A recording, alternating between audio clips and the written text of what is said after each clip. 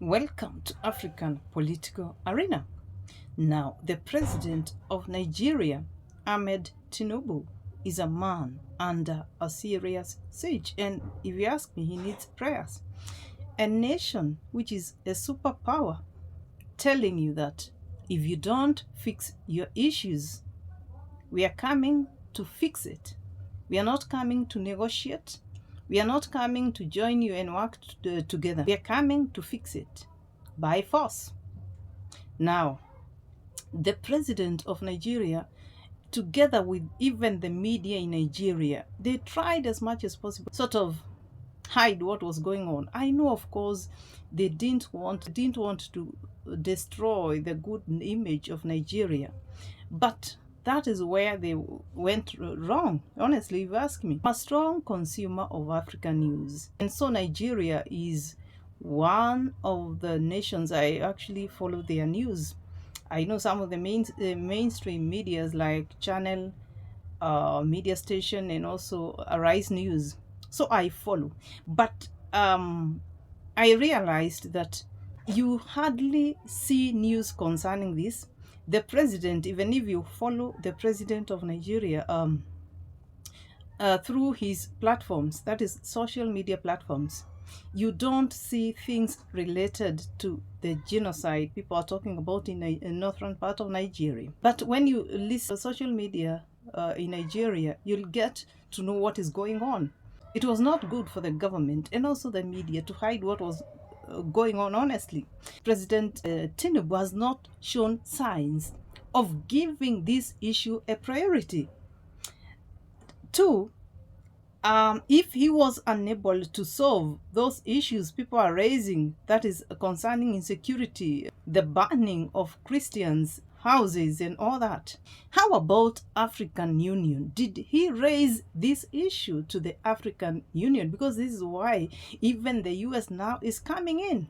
You have not done much, and you have your African brothers you can speak to before even you get or people start asking for assistance from the US. So if President Tinubu was unable to sort this issue out, has he spoken to West African leaders?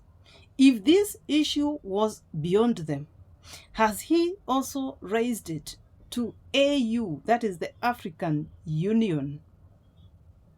And again, I listened to the vice president of Nigeria when he was giving his statement at in the US at UNGA, and I listened to him make his give his remarks, and he spoke about some points there. He spoke about that Nigeria should be given a permanent seat at the Security Council. That was his first statement. He also spoke about access to trade and finance. He also spoke about some nations in Africa whereby nations which are producing minerals are not able to benefit from the same minerals, and so many other things he spoke. Then he went ahead and started speaking about the issue of the two states between Israel and Palestinians, and he spent some time there. He actually emphasized on the issue of two states. Then he went ahead and spoke about the issue of Nigeria, but briefly. And that is what I'm speaking about Nigeria.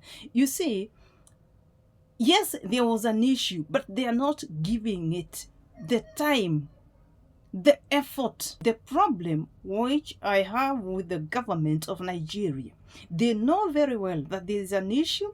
They want to hide that issue to sort of not to destroy the image of Nigeria, yet they are not doing much to ensure that a solution is actually found, because people are dying. And that is why Trump has decided, we are not going to listen to you anymore. What you're telling us is not correct, because we can see images from that northern part of Nigeria where killings are actually going on. You keep denying and you don't ask for assistance. So if you cannot fix this issue, we are coming there ourselves, but not to negotiate with you, not to work with you, but to fix the issue ourselves. And that is a superpower speaking. And at that point, I can only pray that Nigeria, after that happens, that it will be peaceful, that killings will stop, that people will live harmoniously between Christians and Muslims without these issues. And we just also hope that the rest of Africa should be taking notes.